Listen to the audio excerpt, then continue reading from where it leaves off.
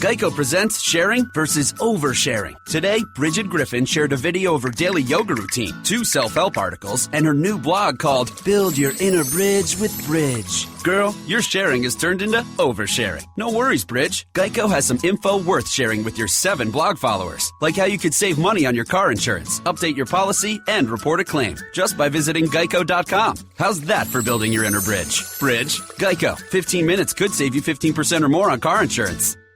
Blog Talk Radio. Live from Fort Bragg's backyard, this is the show that put the 110 Nation on the map.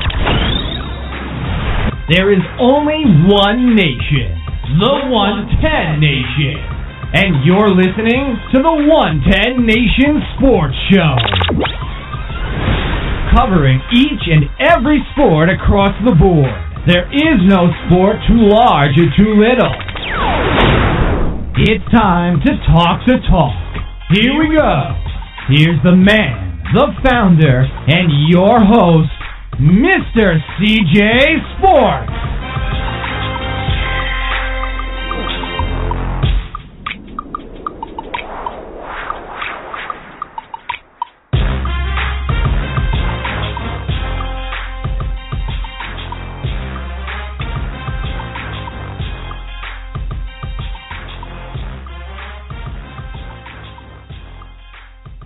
I want to welcome everybody to the 110 Nation Sports Show. I am your host, Mr. CJ Sports. You can follow me at CJ Sports 1. You can follow the 110 Nation at 110 Nation. Also, check us out on Facebook, my personal fan page, Mr. CJ Sports, the 110 Nation fan page, 110 Nation Sports. Also, check out the newly created fan page for the Dirt Talk Hour on Sunday nights, 9 p.m.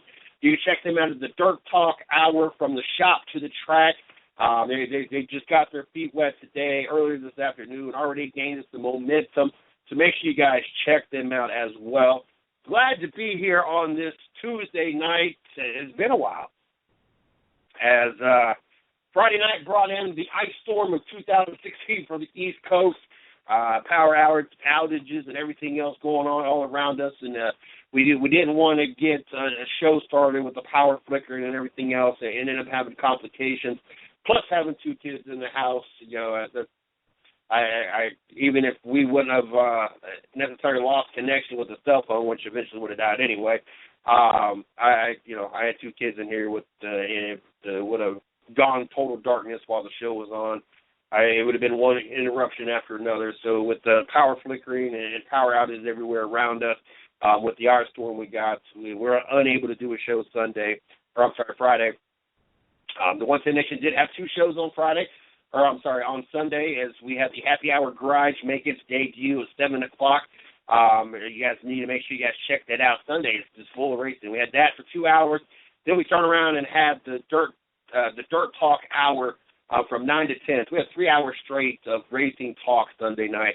Then, of course, last night rolled in, and I got the call about 30 minutes before I was supposed to get off. Supposed to be off 2 hours before 2 hours before the show started, and got the word that our new employee decided that for the second out of 3 or 4 days he's actually been scheduled on our schedule period, that he was not coming in. So by the time I finally got off work and got showered and everything else and laid down, it was already 3 o'clock in the morning, and yeah, it was not happening. And so glad to be back here Tuesday, though. Glad to be back on here. I had some things just boiling inside of me that I had to talk about, and now I get to talk about it. So looking forward to doing that. We got Dylan Martin joining us at 9:30. Very excited about having him on the show, as he did some testing for the ARCA series at Daytona. Gonna catch up and see what's going on in 2016 and what he did in his off season. I'm looking forward to be able to talk to Dylan Martin at 9:30.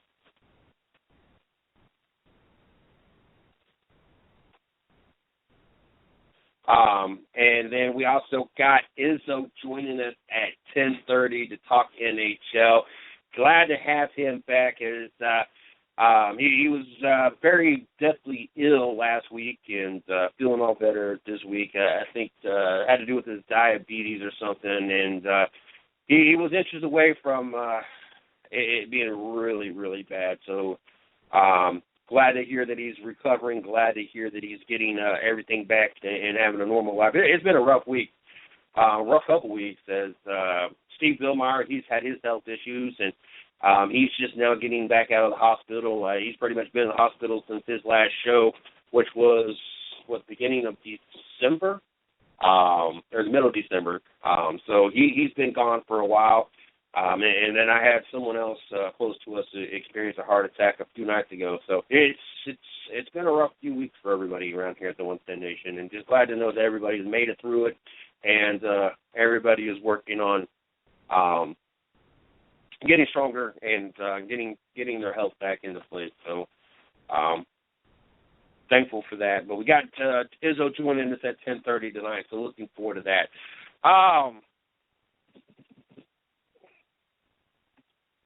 As we all know, that preseason prediction for myself was Arizona and New England. And going into this last weekend, it was a good possibility it was going to happen. And I was, I had $75 million on the line on this one, especially the Arizona and Carolina game. That was my bet. And for everybody, it's like, you're throwing $75 million. You got phones like that to throw around? No, the bet was that if Arizona won, I got a $2 Powerball ticket. If Carolina won, one of my customers got a $2 Powerball ticket. But Powerball was $75 million. That means $75 million is on the line. I didn't say that I bet $75 million. I just said it was on the line. But you can imagine my disappointment this weekend when all the way up until championship weekend, my prediction was all in line and was hoping to continue that way. As I am beyond tired, being down here in North Carolina, hearing about some stupid dab and some stupid keep pounding. First of all, Panthers pounce. They don't pound. But that's that's neither here or there. There we go. The fact that we have more Carolina Panthers fans all of a sudden, second half of the season, than there's ever been in the, 21 years of existence for this franchise, is beyond me, or 20 years, I guess. 95, so yeah. Is beyond me. And as a matter of fact, we got a lot of Panther fans out there. One probably listening to the show, but it was funny because one guy on Facebook was trying to defend his loyalty to the Carolina Panthers, talking about, I don't know why people are coming at me with me talking about me jumping on the bandwagon. I've been a fan of the Carolina Panthers since the 80s. Well, I mean, maybe you should have got your facts straight on when the Carolina Panthers became an organization there in the mid-90s, not the 80s, and maybe you wouldn't look like such an idiot. But this brings me to my current situation that I must talk about before we get Dylan Martin on the show. And the fact that, yes, I'm obviously not a fan of the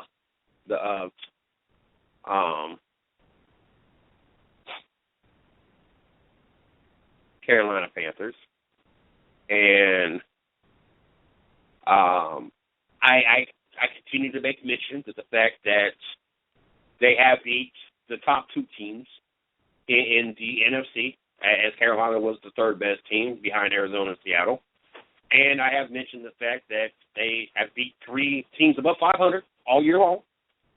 They beat Green Bay when Green Bay was above 500. They beat Seattle in the playoffs when they were above 500. And they obviously beat Arizona while they were above 500. Only three teams they beat with above 500 record when they met. I give them credit for that. I give them credit that they beat three teams. I give them credit that they beat the two best teams in the NFC. I give them credit that they're going to the Super Bowl. Am I picking Carolina? Probably. Do I want to see them win? No. I would rather see Denver win. I would rather see somebody that is more deserving of it than the Carolina Panthers. But I had a post talking about the fact that I was tired of, I mentioned something about, I was tired of hearing about the dab and the keep pounding and everything else. and made reference to Cam Newton, and we had somebody kind of take offense to it. And what's funny to me about it is the angle that they went with it. And they went into referencing me as the same as a Pittsburgh Steelers fan. And I'm sorry, but when I explained myself, that's when he said he wanted to know where I came up with the whole Cam Newton. He wanted to know if it was just because it rhymed. But I said no. I explained the fact that Cam Newton got kicked out of the University of Florida for stealing laptops and cheating and selling those laptops. And then the whole pay-to-play to go to Auburn, which he violated all those, and they managed to cover all that up. So that's kind of where it was, where the whole Cam Newton, nickname has come. That's what I've always called him. And so that's when he came back at me with, well, you're sounding like a Pittsburgh Steelers fan, and no, that's not. As a matter of fact, that's nowhere close to the Pittsburgh Steelers situation. And what he was referencing to was all those Steelers fans that were upset that Michael Vick was coming to their team, and Michael Vick should never be allowed back in the NFL because what he did with the Dolphins. And where this is a big difference is, one, him cheating and me not liking him versus people not wanting Michael Vick in the league for what he did is two totally different scenarios. But even more so, I didn't say that Cam Newton should not be in the NFL. I just said I don't like him. And these are the reasons why I don't like him. I didn't never once say anything about that Newton should not be playing in the NFL, that the league should not let him play in the NFL, or anything to those comments such as what the Pittsburgh Steelers fans were doing when they were referencing to Michael Vick. And so I'm not quite understanding how and why the connection was made from what fans were saying about Michael Vick versus my dislike for Cam Newton. Because we're talking about two totally scenarios here. One, what they did was two totally different scenarios. But two, on top of that, I never once said Cam should never be in the NFL. I just don't like him. Never have liked him.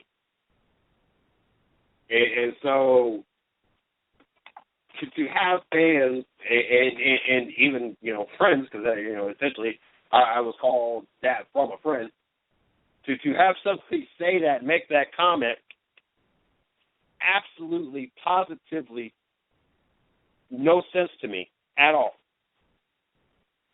Because you're taking two different scenarios with two different comments and trying to make a comparison on something that is not even comparable here. And so I don't get it. Like I say, it is funny because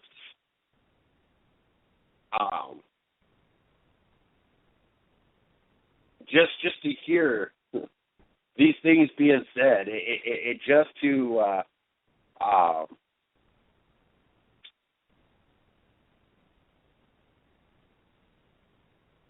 Shorty just said she just got in the car, and the first thing that she was listening to before she left was that the first thing that on the radio is Dick's Sporting Goods promoting the Panthers. I tell you what, I honestly without any doubt at all. Cannot wait. Super Bowl 50 could not come soon enough. With the lack of talent in the halftime show, with the lack of what I've expected, I honestly expect Carolina to have a blowout win against the Denver Broncos as much as I do not want to see the Carolina Panthers win. And I've told the story a few times this week. And, I don't know, it's only Tuesday. But anyway, the last 5 to 7 days, let's go with that, over the last week, people are like, why did you not vote for the home team? One, first of all, just because I lived in North Carolina since 98 does not make this my home state. This is just the state that I'm a resident at. I spent just as many years just about as many years in the first state, the state I was born in, the state of Ohio. I will always be a Browns fan. I will never have any love for any other team, period. I've discussed this many times. The other 31 teams I hate. I hate, quite simple. There's a few teams that I hate less. There's a few other teams that I will pull for because of different scenarios. It could be football pools or playoff scenarios or whatever. But there's only one team that I like. Now, back in 95 when we lost the Cleveland Browns that final season, yes, Carolina was a new team. And, yes, I cheered for the Carolina Panthers. I kept up with the Carolina Panthers. But as soon as I got my team back, I dropped them like a bad habit. Because I dropped them like a bad habit because I'm not one of these bandwagon teams or fans. And you got a lot of matter of fact, you want to see the definition of bandwagon? Come to North Carolina. Oh my Lord, I ain't never seen so much ridiculous looking Carolina stuff in my life. And the sad thing is, most of those people the last few years were sporting Seattle Seahawks stuff, and that's how I know that this state is full of nothing but bandwagon fans. But and like I said, once I got my team back, that was it. I would rather be true and be loyal to my fan or to my team, and only experience three seasons above 500 since 1990 than ever cheer for another team, and more specifically the Carolina Panthers. But I tell you what, I cannot wait at all. Super Bowl 50 cannot come quick enough. And then we can drop the whole keep pounding, dab, any other of the ridiculous things I got to see hashtagged or done or anything else. And like I said, it's just really ridiculous to me because, one, the Panther pounces. So I can see keep pouncing, not keep pounding. And then it's ridiculous to me that we got professional athletes promoting a smoking weed move. That's where the dab came from. Is anybody that's been educated at all know that's where it came from. And yet we got kids thinking it's cool to dab, and we got adults that know the true meaning to what dabbing actually is. And one is just stupid and retarded. But on top of that, you're kind of essentially promoting the whole marijuana. And I'm not dissing those that smoke marijuana. That is what it is. But I'm just saying, don't promote something and do something. That's just about as that just like playing certain music in the sun. Well, we're not technically promoting it. We're just doing you're not technically promoting the things that are on the radio, but playing it around your kids does not mean it needs a right. When we was riding in the car one day, and I'd be willing to bet my daughter was probably somewhere between 4 and 6, somewhere in that ballpark figure if I had to guess. She started singing that stupid song that we flipped through the channel.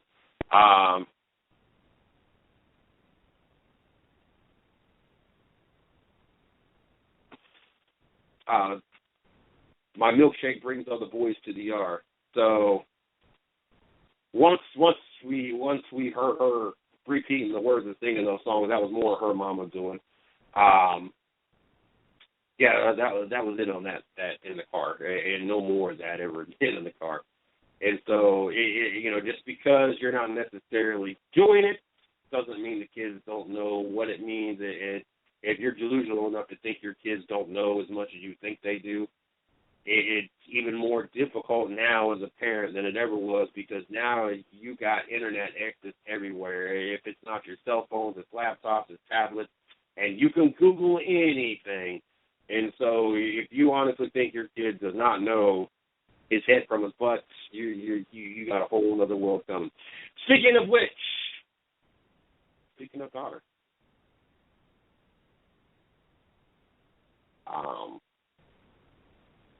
I got to, I know it's just kind of self-centered and conceited, but I got to congratulate my daughter. It's not really. I mean, even though it's my daughter, I got to congratulate her, and hopefully she doesn't hear this show before she calls and tells me the information that I was not supposed to already know, but I do know. Not this weekend, but last weekend, we went up to the college that she is going to be going to, and it's Chawana University. I want to say it. I've had to look at it again. Honestly, I forget that quick. But private school about 3 hours from here. Private Christian college has the program, and a little bit of history real quick before we get Dylan Martin on here. My daughter originally wanted to join the military, as she did ROTC, and wanted to go into the nursing or medical field while in the military, so that not only did she serve her country, she also helped soldiers while serving the country. Medical issues came up, and it got to the point where she could no longer do anything but like the Coast Guard or National Guard or something. Then even more medical issues come up, and she was eliminated from all possibility to join the military. And the next best thing that she wanted to do was to be able to be a teacher and help educate the young.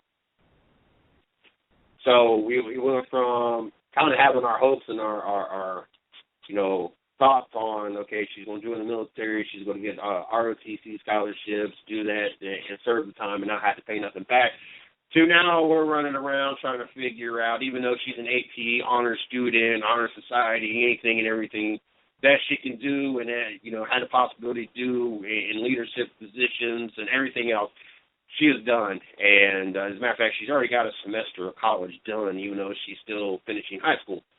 And so the plans kind of change, and she's been researching and doing her educating herself on where she wanted to go, and the best college that she felt was for her. No party scene, a good atmosphere, a good spiritual base for her, her religious and her faith, and it's a college she picked, and it's a private, Christian college, and it's obviously a very expensive college. I want to say ballpark figure of like $35,000 to $40,000 a year. Well, not last weekend, but the weekend before, we went up to the college, about a 3-hour drive, like I said, and there was hundreds of kids there competing for a leadership scholarship. And this scholarship is given to just one student out of everybody that applied, and it's good for $6,000 a year for 4 years. So essentially, you're competing for $24,000. And I got to congratulate my daughter, because out of everybody that competed, the hundreds and hundreds of people, the fact that we was there from 10 o'clock in the morning doing this until 7 o'clock, 8 o'clock, I don't know how late we was there. We was there all day. She got the scholarship. So I got to congratulate her. Like I said, I hope to God. And then even if she hears this after, don't get mad that Mama already told me.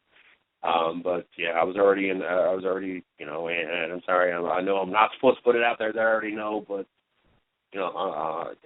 proud dad. So I mean, that is what it is. She tried to call me before she went to work to let me know, because she just found out. She just got the call today. She tried to call me on her way to work, and that I was at work, so couldn't answer the phone. And we needed good news, because the child support system is really messed up. Her biological father, the man she will never call dad, or her father anymore.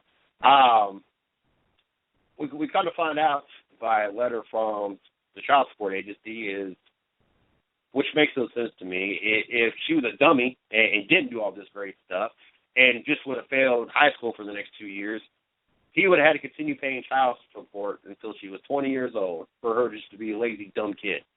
But because the fact that she's a very bright kid and wants to further her education and did exactly what me and her mother taught her and told her, look, you've got to do this because we cannot afford to put you through college. So if you want to go to college, this is what you need to do. And this is what she did.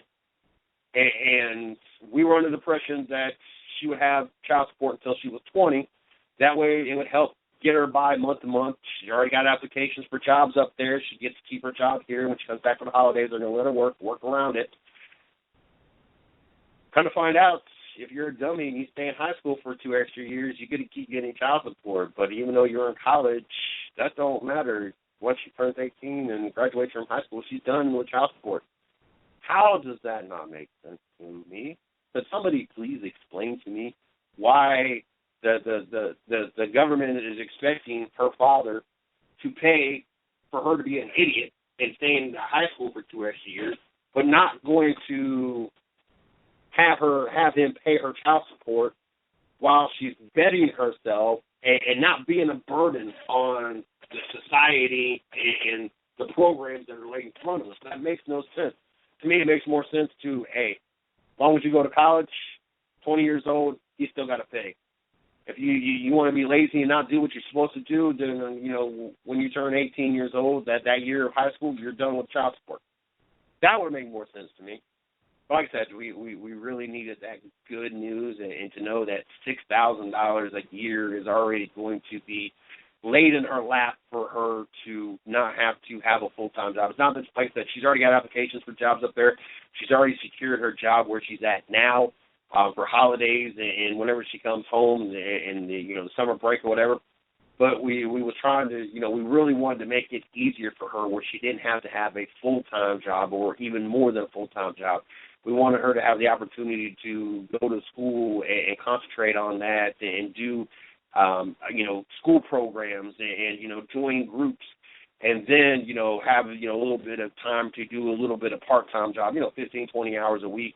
And that way she has fit-in money and everything else. But like I said, want to congratulate my daughter.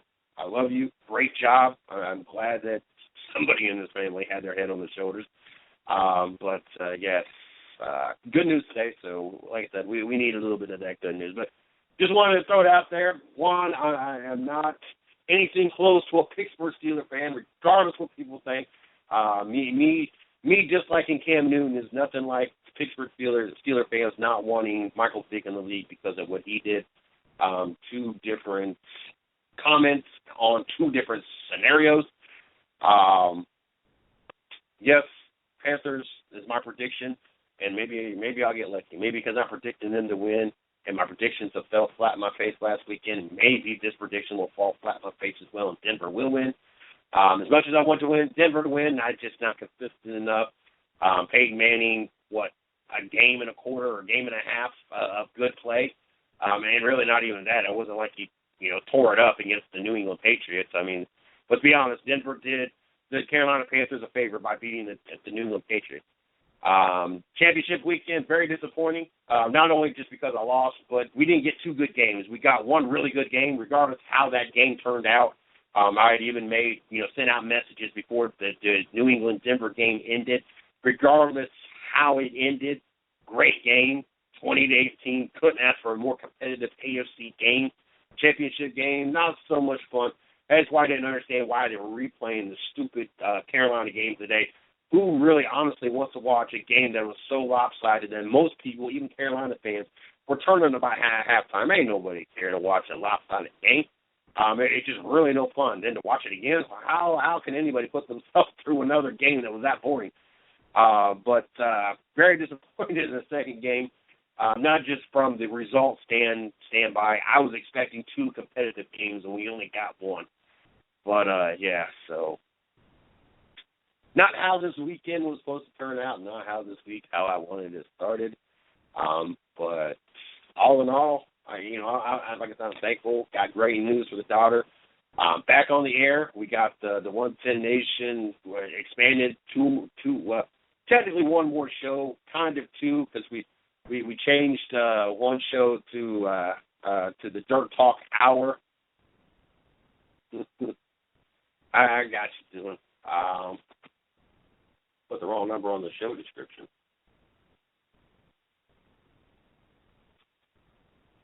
Did I whoopsie one? Did I make a whoopsie? Oh, wow. Yeah, I really jacked that up. Oh, my goodness. I wonder how many people try calling the wrong number. The calling number of tonight's show is 718-664-9861. If you're out there, listen, I don't know what I just put in there. I don't even know where I got that number from. It's not even a number that even makes sense to me. I'm just all over the place. We got Dylan Martin in the studio. And I had to message him the right number. Like I said, I don't even know what number I just came by. I just creating numbers these days. Well, we got Dylan Martin in the studio. We've had Dylan Martin and his brother on the show. Dylan's been on the frequent flyer. As a matter of fact, I think I might have to send him a frequent flyer card for the 110 Nation Sports Show. Love having him on the show. And we talked about this, I think, the last show, but Dylan Martin went from having one-word answers when he came on the show to now we actually get to hear him talk, and it's such a blessing to be able to have seen him grown into the whole interview process and being a guest. I tell you what, the first few times I only had like so many questions prepared, assuming that I was going to get like sentences as my answers, not one words. I would find myself being short and have to come up with stuff. The last time we interviewed him, I didn't get through everything because this what was a boy at the time has turned into a man and has got these answers. And I'm expecting a lot of excitement and a lot of good answers today because he's already, as the season just now getting underway, has done some very exciting things already, and looking forward to hearing about it. Dylan, how are you doing tonight? Good. Thank you for having me again. Oh, no problem. Love having you on the show, especially since you become more of a vocal guest. Before we jump into this, as always, I want to give you an opportunity to plug your social media, website, sponsors, anything you want to throw out there real quick. You can follow me on Facebook at Dylan Martin Racing LLC, and then you can follow me on Twitter and Instagram, and that's at Dylan Martin 07 for both of those. Now, we got back from a little bit after we got back from Miami. I had to move, and so I was going through the closet, and I came across my Dylan Martin shirt, and it kind of made me upset that I didn't take it with me, because I had thought about it and I took it with me since we're all meeting up there down at Miami. But for those that don't know, I got to meet up with Dylan and his brother Brandon, who's recently switched careers. He was a football player going to college, now has become a race car driver himself. We all got to meet up at Miami while we was down there at Homestead for the weekend, and got to actually meet each other face-to-face, which was really cool. I don't get that opportunity very often, so it was really cool to be able to meet up with that, or meet up with you guys and hang out and everything. One, before we jump into you, how is the Brandon Martin project coming along? I know I've seen some pictures and I've seen some ups and downs. How is that coming along with you guys? It's for sure a learning curve, as you could say. Right now we're in the shop building a new bumper on it. So his last race, I wasn't able to make it because I was at home sick, but I was for sure trying to keep updated on it. He said the car was awesome. We spent a lot of time on it, trying to make it a lot better than it was before on the first race, first go around. So they said he started pole and he was running top three, and I guess the race wasn't the cleanest race, and everything just kind of accordioned and came back to him, I guess. So right now we're putting a new radiator in it, redoing his bumper. So, but I mean, I guess he was running top three, so car's way better. He's doing a lot better, but it's just one of those things where once the races start getting kind of crazy, they're pretty much in like that. So yeah, we're still working on it. Now, I saw a picture, and there was really no explanation to what happened or what we was actually looking at. But I'm assuming since you said accordion effect and he got caught up in replacing the bumper and the radiator, the picture of the fan, was that part of this whole accordion effect? And was I looking at a fan that he had bent up? Yeah, I guess he was going to go past somebody, or someone was going to go past him, and somebody hit the back of him, and then he hit the back of another car, and the fan pushed into the radiator and bent the fan all up. So, yeah, that was part of it. The radiator's gone, the fan's pretty much done. We just put a new one on there too. So, yeah, that was a part of it. Yeah, I see the picture, and there was, no explanation. I was looking to see what was written above it because I'd already passed it when I was skimming through, and I was like, hold on, this fan looks all bent to hell and back. Let me see what there was, no explanation on that, so it's like, yeah, obviously something happened, and he ain't too thrilled about it because he ain't talking about it, so hopefully he starts taking on more of your skill set on this profession. As you've had an interesting beginning of the 2016 season so far, you got to do some testing. Why don't you tell fans a little bit about the testing, and we'll go from there. Yeah, we got the opportunity to actually go to Daytona in an ARCA car with Empire Racing. We went up there with 3 cars and 4 drivers for the team, and we were up there for the first day. We were there. We sat around while it rained and kind of watched what I should be doing. So the first day was kind of sucked because you wouldn't be in the car, but you're sitting on the racetrack, looking at the track, looking at the cars and the haulers and stuff while it rained. So, but the second day I think the second day I did about 40 or 50 laps on the second day around Daytona, and yeah, that was for sure a way different experience than I've ever had before. My average speed was 188 miles an hour, and I think the top was 192 and 193. So that was for sure an awesome thing to be able to do through Empire, and I couldn't have done it with all the sponsors I have. So I got to thank all my sponsors for my mom yells at me again. So all the sponsors who got me there were Click Effects, Patio 850, my parents, my family, obviously, for being one of the biggest supporters of my career. So going to Daytona was probably one of the coolest things I've ever done in my life. And we're going to try and make the race this year, but unfortunately, we're unable to find sponsors in I think it's 2 weeks away for the time frame we'll make the race. So fortunately, we won't be able to be there this year, but just be able to practice around the track was just amazing. How did the opportunity come about? Did they just call you and say, "Hey, come test our car"? I mean, how did that happen? We actually we have a year contract with them. We're running 3 ARCA races, 7 super late model races, and 8 late model stock races with them. So and obviously, in the part of the contract was we're going to be able to do a lot of testing, which one of them was at Daytona. And the reason we ran Daytona to do the testing is you need to get approved to be able to run ARCA. So when you test at Daytona, you get approved for all the tracks and stuff like that. So it was the biggest thing was just learning the cars, stuff like that, because they're so much different than anything I've ever driven before.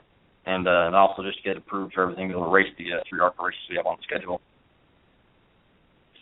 Now, my first question is, historic as this track is, and I know what it was like the first time I ever went to the track. Now, obviously, I didn't get to race the track or even tested the track, but I remember my first trip. Now, I've been to Daytona 3 times. 2 of them were the summer race, and then, of course, the Daytona 500.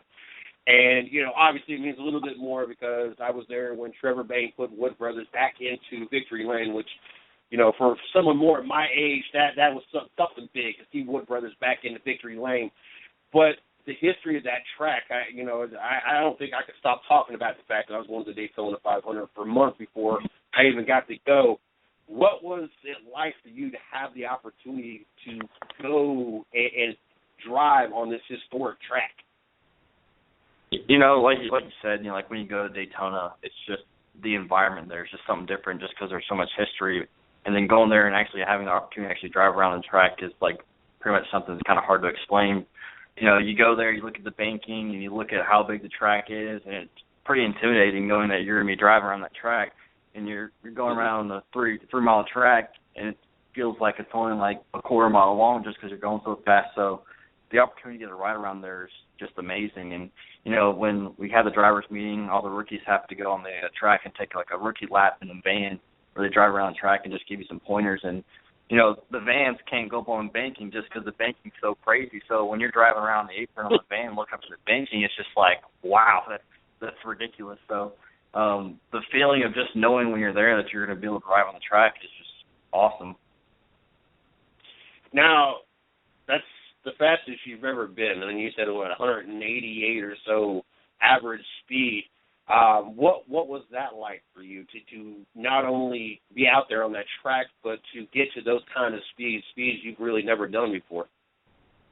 Yeah, for sure. It was definitely a weird feeling, I always explain, the human mind isn't made to process speed that fast, especially when you're trying to control the car on a banking like that, and then also control it while you're in a pack of cars. So the speed was definitely something, as a driver, obviously it's awesome, but, it was actually pretty hard to deal with. And then, talking to a lot of the other drivers and stuff, trying to get pointers on what you should do on track and things like that. The G-forces, all this, pretty much the biggest thing you're saying, you have to get used to the G-forces. And when I went in the corner the first time, I figured the G-forces would be pretty big, but it's way, way more than I ever thought it would be. You go in the corner, and I'm in a pack, and I go to wave my hand trying to get the guy off me so I can get on the apron, and my arm just sucks to the bottom of the race car. I'm like, what? Okay, wow. So when I first time went to the corner, it was almost hard to see just because the G-forces were so crazy. It was almost disorienting. So it definitely takes a while to get used to, but it's for sure a way different feeling. How nervous was you being in a pack, knowing that, one little mistake, not only do you ruin your day, but you potentially ruin someone else's day or even season? It was very challenging, because the biggest thing at Daytona, they always say it's not really that physical, or it's not really that much of a physical workout. It's all mental, and you're trying to stay perfectly lined up with the car behind you while you're going 190, and you're getting bumped from behind on the backstretch. And also you're going in the corners trying to keep the car on the bottom, but trying to stay behind the car in front of you because, when you pop your nose out like a foot, you can feel and hear the wind on the nose of your car. It sounds like a jet engine. So it was pretty nerve-wracking. At one point I was in the backstretch in a pack of cars, and I thought to myself, I was like, if I wreck, that's what hurts so bad at those speeds. So it was for sure pretty challenging, but, after a while, you kind of get the hang of it, and you start actually just trying to figure out what you need to do to go faster and faster. So, it definitely took some getting used to. Now, if I remember correctly, there was around 67 or 69 of you guys, and if I remember correctly, once again, you were about 14th fastest out of all those. How big was that for you to not only get out there, but have that kind of day, a day that this is the first time you've done these kind of speeds, first time you've been out there like that, and you finished testing-wise more towards the front of the group? One, how big was that for you? But two, how much did that help your confidence moving forward in your career, knowing that you're competitive? That was definitely huge for us. We when I went out for the first few laps, everybody was out there just single-car runs, and we were actually at the fifth at that point and running single cars. Then we got into a tandem car with our I think the 88 car within our team, and we were, I think, 7th at that point, and then once all the other teams got out there running all the pack runs and stuff like that, we fell back to 14th. Obviously as a driver, I know you want to get higher than 14th, but if you kind of think about it, you're out there with other drivers who've been doing this for years, and there's 64 of them, so I'm not going to complain with 14th for the first time ever being on the track, and especially at those speeds and these cars, so that was definitely huge for us. How much does this make you?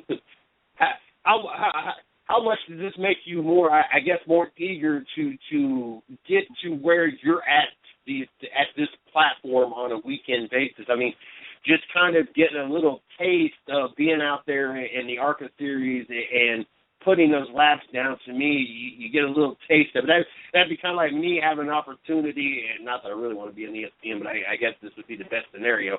Our best example is, it'd be like me having an opportunity to go sit and have a show, 110 Nation Sports on ESPN for an hour one day, and then, go back to my normal life, and having that taste of being on TV and being with the big boys, I'm sure that would really encourage me and make me kind of brainstorm and get even more serious than you already are.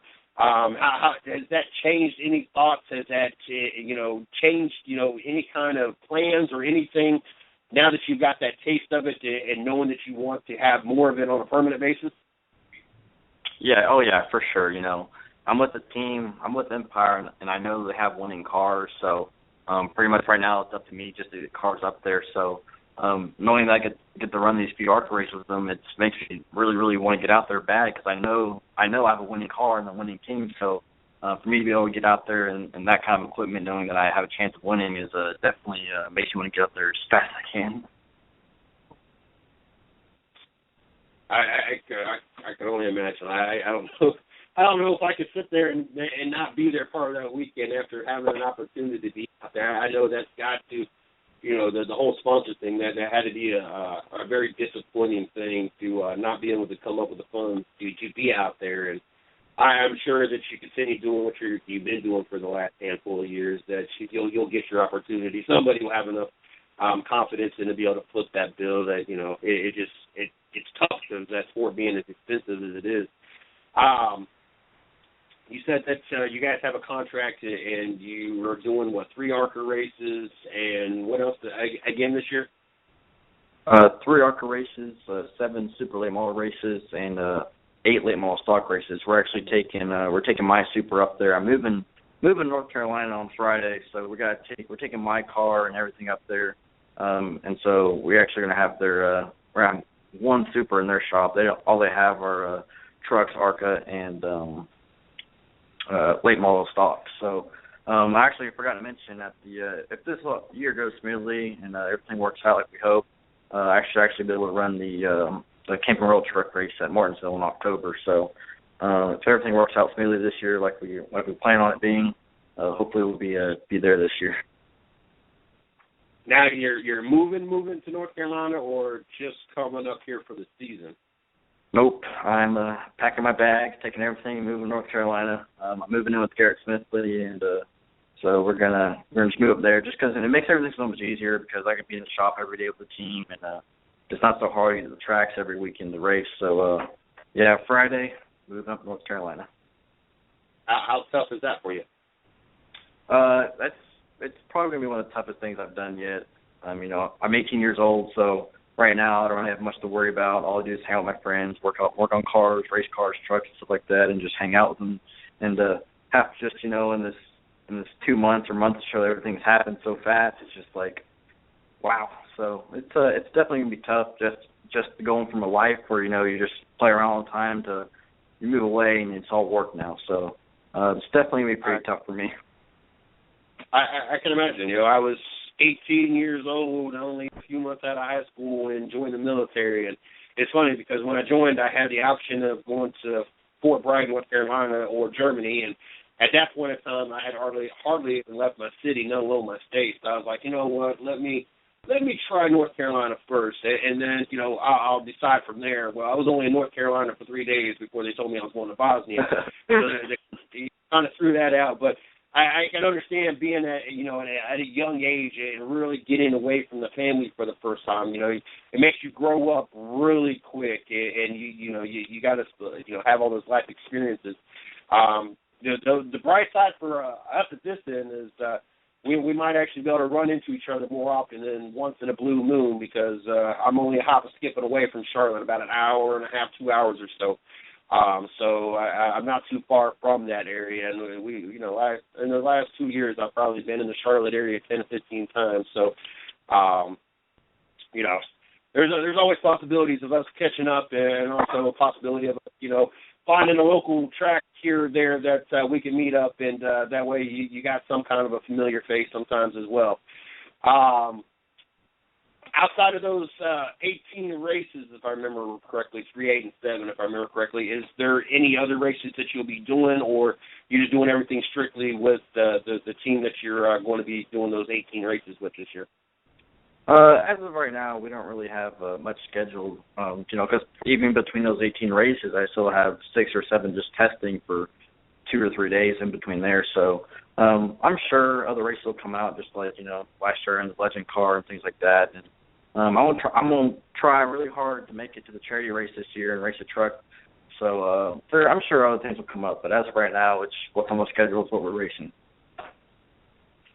Now, I've had the opportunity to visit Florida quite a few times. Like, obviously we ran into each other at Homestead.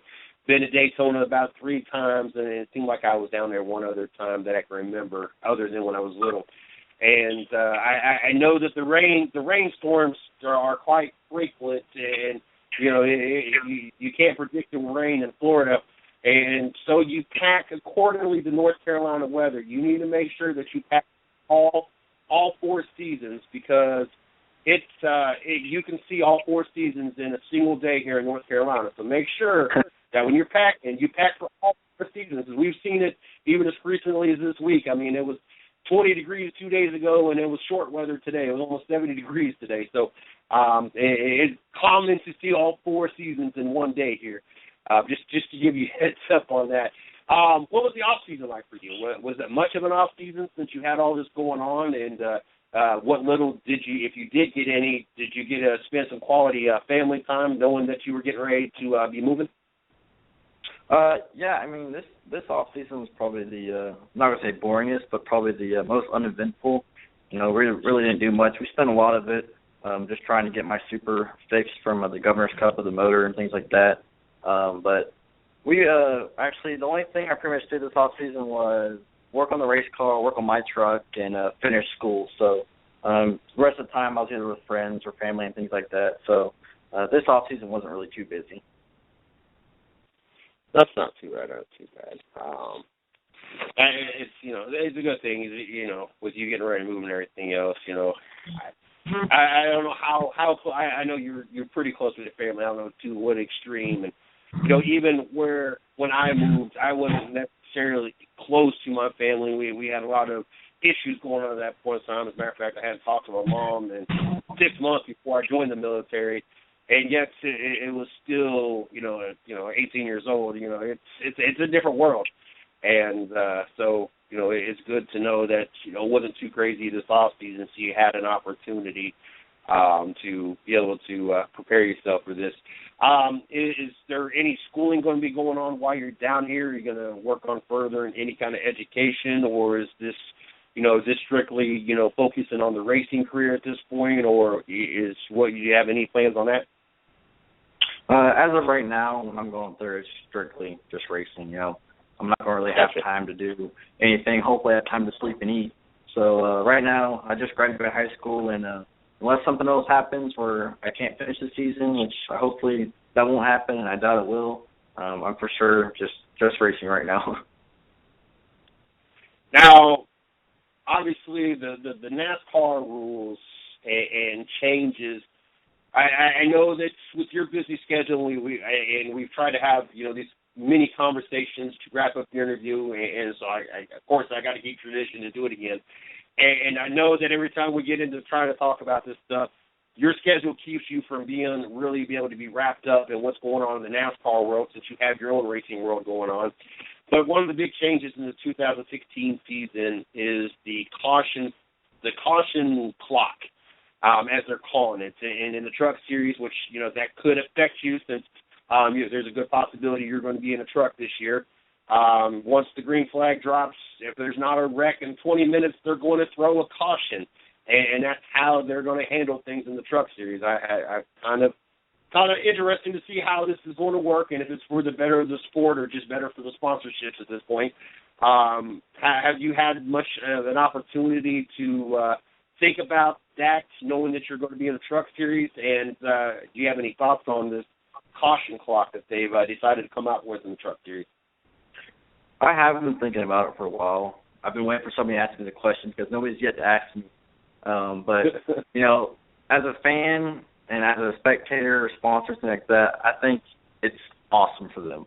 But as a driver, I think it's the dumbest thing ever.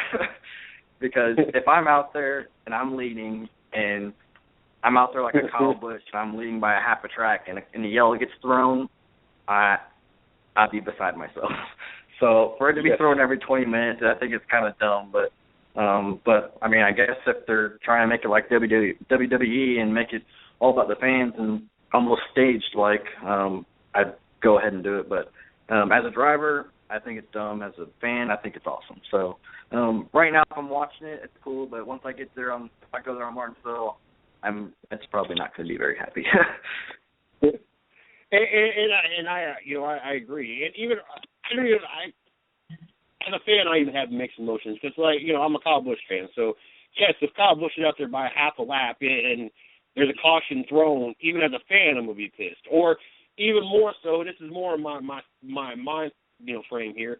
What happens if we're in an action-packed race and there's 10 or 15 people up front competing and it's door-banging action, and you're on the edge of your seat and you're excited about it, and then all of a sudden that 20-minute hits and there's a caution and it stops everything. Like, I would hate for it to all build up and there be a caution for no reason. We already see race car drivers out there mad because there's a little debris, regardless if it's going to affect anything or it could affect something, and they're mad because, there's a caution for debris that, some drivers seem meaningless, and other times that, I think it's more convenient if it helps them or not, is when they're mad or not. But to know that now, not only you got to worry about a debris that can really have nothing to do with the race at all, now you got to worry about a daggone clock that can dictate the race too.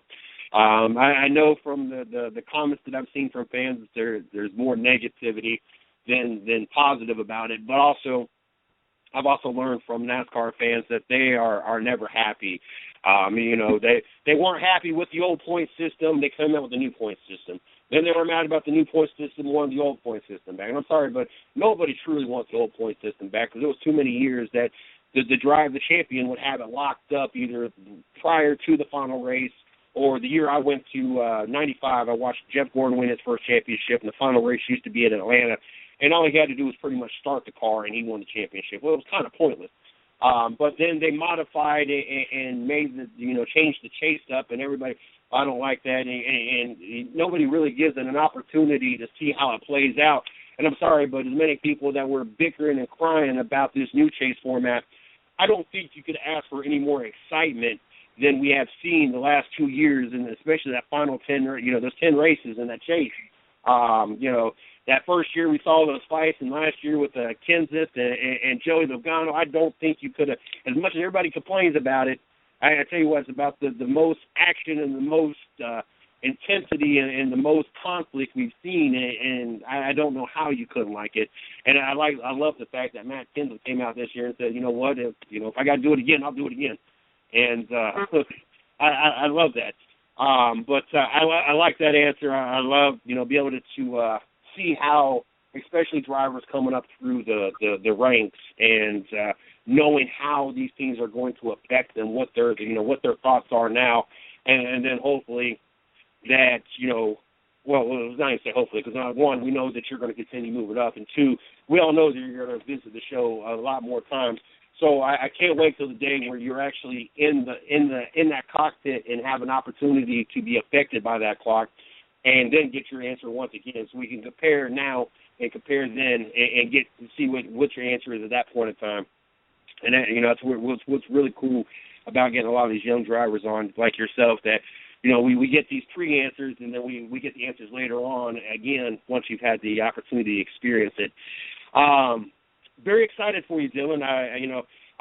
We were wishing that things were going to play out in our favor, that we could have possibly helped you guys make Daytona a possibility. I know Miss Lee had passed some messages on with us relocating and everything else. We're still trying to scramble around to finish it, even unpacking, let alone trying to take care of helping anybody. But hopefully things will line up for you guys, and hopefully things will line up at our end, that we can get more involved as well, other than just, collecting soda tabs and everything else, because, it's been great over the last two plus years having you on the show and having an opportunity to watch you grow as a driver and a person. And like I said, now you're only going to be a hop, skipping away from us here in North Carolina. And I'd love to have the opportunity to, in your off time, meet up and, experience a couple of these tracks around here or, the NASCAR Hall of Fame or whatever. Once you want to get away from everybody that's just team related and, kind of clear your mind and, go do something. We definitely got to keep in touch now that you're going to be at my neck of the woods, and maybe that'll help you not be so homesick. Because like I said, I'm 18 years old. I know how it was when I moved away and everything. But definitely looking forward to getting you back on the show. Definitely looking forward to having an opportunity to talk about the progress of this year and how this first year down here is going to be for you. Trying to think if there's anything else I want to throw out there. Before we wrap up, anything else you want to add or anybody you want to shout out to, sponsors, anything else you want to throw out there real quick? I think right now it's pretty good, but yeah, for sure, I appreciate it. I'll for sure, if I'm up there, but every time I'll definitely see if we can go to lunch or something like that. But just one thing, I got to thank the sponsors who made it possible for me to go to Daytona, which were Click Effects and Patio 850. Obviously my family in Blackwater, so just shout out to them for making it possible for me to go get the opportunity at Daytona and run that, and hopefully we'll be able to finish out this year too. Most definitely. We will definitely do that. I have no problem making that trip for some lunch. As you saw, and anybody seen our pictures on Facebook, I'm a pretty big guy, so I am down for some food. So we'll definitely have to make that happen. Dylan, good luck on the 2016 season. Definitely keep in touch. Definitely want to get you back on the show once you get a couple races underneath your belt, and let us know how it's like with being with this team and what it's been like for you. And good luck, and we'll be talking to you soon. All right, for sure. I appreciate everything for having me on. Yes, sir. You have a great night. Dylan Martin of Dylan Martin Racing. I tell you what, it is very exciting. Like I said, I can remember the first time we had him on the show. I don't know if that was the first time. It was the first time we might have had him on the video because we were doing Spreecast back then. I don't know if that was the very first time, but I remember that, like I said, everything was very short, and you could tell that he was very new to this. And now you can see 33 minutes later, that went by really quick. And now, it's really cool to meet somebody and then watch them grow as, they come on the show, and you just have this opportunity. It's almost like you're growing with them. It's like, you're not necessarily part of the family, but you kind of feel like you're part of the family. I mean, I got Dylan Martin shirts. I got Dylan Martin hats. I got Dylan Martin autographed pictures. I got Dylan Martin stuff everywhere, and if he's still listening, I'll still take some more Dylan Martin stuff too, by the way. I have no problem of sporting my Dylan. I couldn't tell you how many times I've worn my Dylan Martin shirt. I've worn that more times than I can count. To be 100% honest with you, I have worn my Dylan Martin racing shirt more than I've worn any other racing shirt that I've ever had in my life. Let me take that back. Let me backtrack a second. I might have worn my Bill Elliott shirt back when I was down in Daytona. It was right after Bill Elliott set the fastest lap. It was like 2:12 or whatever. I can't remember. I was very young then. I don't remember how many times I wore that shirt, but I'd be willing to bet I probably wore that shirt more often back then, but I don't remember how many times I wore it, but it probably was more. But maybe next to that, I've wore my Dylan Martin shirt more than I've worn any other race shirt ever. And so I have I collect race shirts every track I go to. Hell, I got 2 of them from the 33 team that we got from from Homestead. I still have not even wore. They just now got hung up, as a matter of fact. But every track that I go to, I try to collect more and more race shirts. My big collection is the little cards that you get with the programs, which I was upset Miami was sold out of them. But every track I go to, the only 2 tracks I don't have one at, and I've been to quite a few tracks over the last 3 years, is not last year, but the year before, Kentucky. And that's because I met up with Miss Lee, and I just never got back to that side of the track, and so I never got one. and then Homestead they were sold out of. But other than that, I probably got a good 15, 20 cars. That's kind of my thing. That's, you know, I grew up in a household. My father, he collected Harley Davidson shirts. We grew up, either you owned a Harley, you didn't own anything. My father always had 3 or 4 Harleys in the garage, and any city he went, he always got a Harley shirt. And as a matter of fact, while I was overseas, I got him a Harley shirt. Anytime, anywhere, anybody goes anywhere. So he's got Harley shirts from all around the United States, and that's kind of what my thing has been, is the programs and the cars, as I collect those. And so I have that. I probably wore my Patrick Graham shirt. We had him on the show. Probably wore it a few times. I had a Garrett Marchand shirt. I wore that a handful of times. And there for a while, I wore my Charlotte Motor Speedway shirt quite frequently that I got the first time I went to Charlotte this go-round, not back in 2001 or 2002, whenever I was there the first time.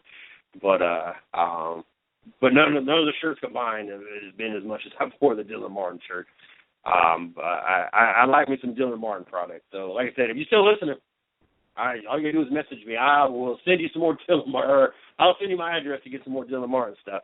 But anybody else out there listening, if you want the 110 Nation to promote and wear your stuff, all you do is just message me or email me at mrcjsports@gmail.com. I will give you my address and my size. I have no problem with my off time wearing whoever it is, especially if you're a local driver trying to get your name out there. I have no problem of getting it. And, of course, just like with Dylan Martin, you can ask him. When I got stuff in, I took pictures of it and posted all over the Facebook. You know, I have no problem sharing your guys' stuff and promoting you guys. But sorry, but there's a few drivers that take priority 1, and Dylan Martin and Hannah Newhouse would be 1 and 2 right there. They have visited the show. There we go. Now I'm talking like I can't talk. They both visit the show quite frequently. I would be willing to bet just as many times we've had Dylan, we've had Hannah. And I would say somewhere between probably about 5 to 7 times at least for each of them. So those two take priority when it comes to any kind of merchandise or showtime or anything, because not only do they stay in contact with us, but they also help promote, and they also come on the show and are frequently. And I have no idea who that is. But Sunday night, you guys check out the Dirt Talk Hour. Kenny Carroll is the first guest of this rebranded show's guest list. So if you're out there and you know who Kenny Carroll is in the dirt track world, make sure that you guys check that out. And I know that before it rebranded and it was Midwest Horsepower Hour, we had a lot of great guests from Australia to we had one of the Swindells. I think it's Jeff Swindell. I don't remember which Swindell. The creator of the Swindell Bleeders and everything else. A lot of great guests on there, but so those that are from the listening in that are dirt track fans, obviously that name will probably mean something to you guys, especially with him passing it on during the show. So I'm assuming that's a pretty big deal. So make sure you guys tune in on Sunday night and check that out as well. We got there you go. We got Izzo joining us here at 10:30 to talk NHL. Glad to have him back. I'm glad to know that he is doing better. Just very glad that, like I said at the beginning of the show, we had a lot of people in like seriously sick, like severely, like Izzo in the hospital with his diabetes stuff, and it was very severe. And Steve Billmeyer and his health issues, I don't want to put him out there, but very, very serious. And I had a close personal friend had the same serious issues Steve had. And as a matter of fact, she barely made it to the hospital. And if she would have been another hour or so later, she would not be with us right now. And like I said, it's been a very crazy and hectic week or two, and just glad that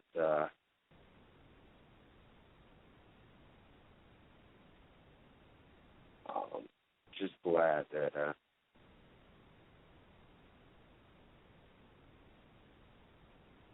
just glad to know that everybody's doing better and everybody's still with us. And just looking forward to everybody having a healthy, full 100% recovery. Just looking forward to it, and very, very excited about it. Wow, the Willie warmer, don't even ask. And just the way it sounds, that's what it was. It's just something that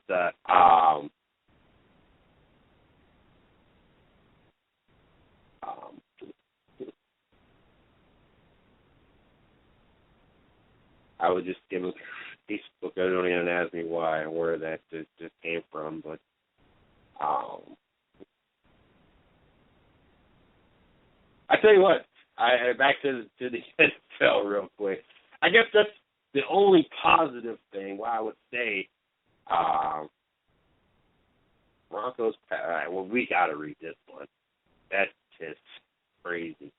The only good thing, for the most part, about the New England Patriots losing is the fact that we don't have to. Well, we thought that we wouldn't have to hear about the New England Patriots, even though Von Miller's already trying to put out there that the ball he intercepted felt like it was underplayed. You just get over it, people.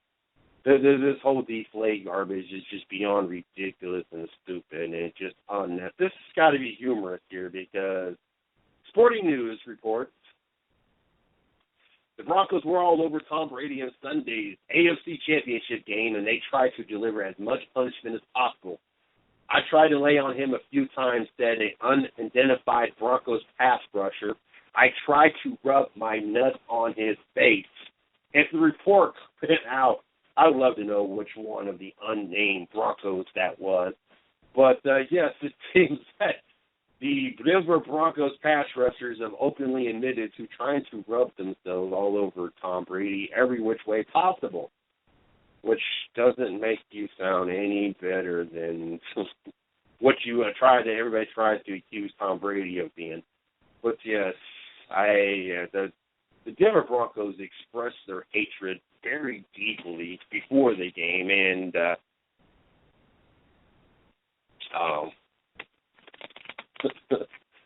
obviously, even with the win, they're still not the win. They're still not over disliking this man very much because that's crazy.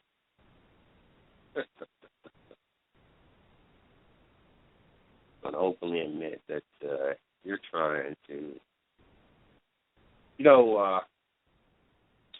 maybe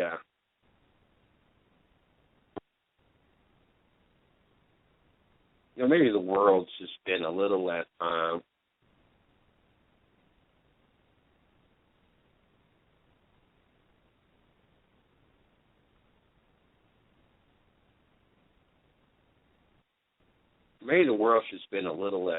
worrying about Tom Brady and spend maybe should they spend more time worrying about their own team or worrying about the team they cheer for, because this whole stuff is just ridiculous.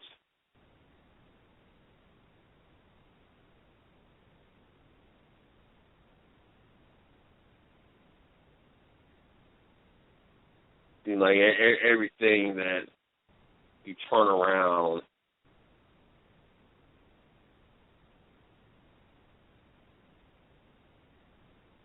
every time you turn around, someone's got to throw their 2 cents in about Tom Brady, and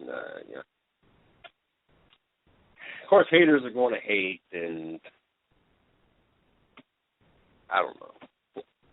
I'm not, and I think people just assume that I'm a Patriots fan or a Tom Brady fan. And that's not even the case. I have a lot of respect for them. What they have accomplished in New England is remarkable, and so I can't hate on it. I wish my team was in the same scenario, and we had our opportunity, but we moved.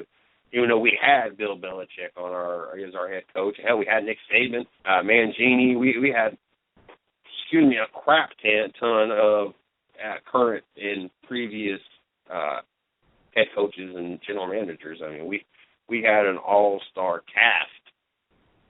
So, I don't know. I just can't hate because they're that good. No, I was rather disappointed last night when I got home, and obviously the game was already over with by the time I got home last night. So I guess that's the only part that I was not disappointed about. But there was one game that was circled on my calendar that I felt was a must-watch game. And, of course, most of y'all that have listened to me talk, I expressed how I felt that if there was a team out there that was going to win 73 or more to beat the Chicago Bulls record of 72-10, it was going to be the San Antonio Spurs. 34-0 at home, like 12 straight wins. Only 2 games behind Golden State with 6 losses. Like, they just were, that well-rounded team. Like, this is the San Antonio Spurs. Multiple-time champions, just phenomenal team. And nothing against Golden State, but Golden State's not the same to me as San Antonio. I mean, San Antonio. So, of course, I'm expecting a close game, and I'm expecting a San Antonio win. You can imagine my disappointment, well, one, my relief, because I had all intentions of watching that game once the show was over with last night. So my relief that I missed the game. But you can imagine my surprise, my shock, and my disappointment in the fact that Golden State beat the brakes off of San Antonio. And in an 8-day stretch, they managed to beat Cleveland by like 34 points. Cleveland in Cleveland. Chicago in Chicago by like 31 points, and then home against San Antonio by 30 points. They've managed to beat pretty much the 3 best teams in the league by almost 100 points. The only thing this would have made this stretch would have made this even sweeter for Golden State is Oklahoma would have been thrown in there. It's ridiculous. And I guess it was best said by either Steve Kerr or Brad Daugherty. I can't remember when I was watching the not post-game interview, but they were playing back the Steve Kerr interview, and they had Brad Daugherty on the Sports Center last night, or this morning, I guess, better yet, when I was watching it, talking about the fact that Steph Curry's three-point range is ridiculous, and, of course, that has to spread out the defense, because now either you got to pick up Curry by about half court, or you're taking a chance that he's going to shoot it from wherever from the half court on, and a good possibility he's still going to make it. I mean, hell, he's already coming up on shattering his own record real soon, and we're not much more than halfway through the season. And, of course, that opens up so many opportunities because now you've got that other team stretched so far. It is beyond ridiculous. And it's crazy to know that this not only is this Golden State team as good as it is, but also me being a Cleveland fan. I mean, how inconvenient is it that we spent all this money, got all of these players, I mean, Kevin Love, LeBron James, Kyrie Irving, Tristan Thompson, J.R. Smith, Shumpert, brought back Dellavedova, went and got Shasha Kong, got Mo Williams, kept Cunningham, all the pieces, Harrison Brashaw back, all these pieces that we got, and we spent all this money on well above the luxury tax, and knowing that we're on a very limited schedule here because we're not going to continue to pay all these players and not have results. In other words, not have championships. And some players are going to go on their own way and look for more money or just go other directions. Some other players Cleveland's not going to keep because they can't afford to keep paying all this. How inconvenient is this, though, for the Cleveland Cavaliers that you have a team that is so dominant right now that you potentially got LeBron back at the wrong time. Now, this would have been back when he was in Miami or back when he was in Cleveland the first time you would have assembled a team like this. Yes, you would have made one hell of a run. But instead, you acquired and got all these pieces and finally put this team together when Golden State looks like it to be one of the most invincible teams ever. How inconvenient could this really have been for the Cleveland Cavaliers? Talk about Oklahoma City. They did go into overtime. It just finished up. They beat New York. Yes, New York hanging around. New York trying to make some noise in the East. At least get back into that top 8. But 128-122, hell of a performance for the New York. First of all, the New York Knicks for being competitively close as they were to the Oklahoma City Thunder, but even more to this Thunder for being able to be victorious. Miami went to final over Brooklyn 102-98. Toronto at home was victorious over Washington. 106-89. Philadelphia, another win for Philadelphia. They're starting to get some wins now. 113-103 over Phoenix. Clippers at Indiana, victorious 91-89. You got Milwaukee and Orlando about to wrap up. 35 seconds left. Milwaukee is at home and up 100-97. A very good game. Sacramento and Portland tied at 15 about halfway through the first. I'll tell you what, DeMarcus Cousins, 104 points in the last 2 games. The double overtime yesterday, as they lost yesterday, but then he fouled out in the double overtime. He had 56 points last night, 48 the game before. DeMarcus Cousins has definitely been stepping up, playing really good ball as of late. Rondo had 20 assists last night in their loss. He had a really good game. I tell you what, Sacramento. One, as long as they can stay and play grown-up basketball instead of acting like little brats, but more specifically, if they could add like another piece or so, this Sacramento team could be very deadly. They're not too far off themselves from at least being a force in the West anyway. But yes, very inconvenient for the Cleveland Cavaliers. Not so much San Antonio, even though I think San Antonio probably could get them as well. But more specifically, the Golden State Warriors. And regardless of what Brad Daugherty said, he feels that Cleveland can take anybody in 7 games. I honestly, I think yesterday or last year, even with Kyrie and Kevin Love being out, I think had a better shot last year, and they still fell in 6 games than they have this year with all of them back healthy. Unless the new head coach, Lou, really changes the mentality there and the physicality there and gets them in better shape, I don't see Cleveland be able to beat Golden State 7 games. I just don't see it. I think that was the other thing that was kind of shocking since the last time I was in the air, the fact that, 31-8? Or no, 30, something 11. We had 11 losses. 38-11, I don't know what it was at. But the firing of David Blatt took to the finals, went 6 games with the Golden State Warriors, even without Kyrie Irving, without Kevin Love. They were 31-11. 30-11. On top of the Eastern Conference once again this year, still on top of the Eastern Conference with a 3-game lead over the Toronto Raptors, and they got dumped. Kind of shocked. Obviously,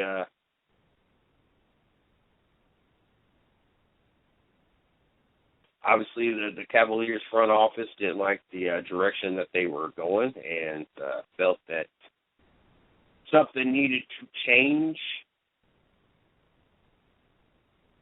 to put Cleveland in a better and more competitive. So I was kind of surprised. Honestly, the record and where he went in his rookie season, I just didn't honestly see David Blatt being fired already. And even if he would have, I would have assumed it would have been like the end of the season if we didn't come out with a championship versus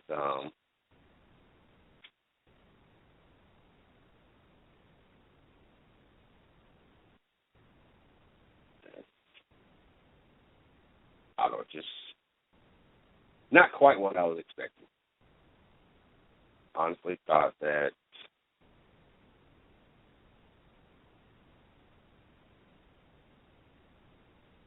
it would have been. Honestly, I was expecting more of it than we didn't win a championship that next week or next year. We would go into the season with a new head coach, not this late in the season, and not. But that's just me. So anyway, just glad to be back on the air. Tomorrow morning we'll be back on the air. I know though we missed the last couple of mornings, the 110 Nation morning show. Like I said, by the time I got done with work, by the time I got showered, by the time I hit the bed, it was already 3 o'clock in the morning. I was not getting back up first thing this morning and doing the whole talk show. So it was one of the things that just didn't happen this morning. But we will get back on the swing of it, and looking forward to that. I know we got a couple of guests already working to be lined up. We got Ja Jr.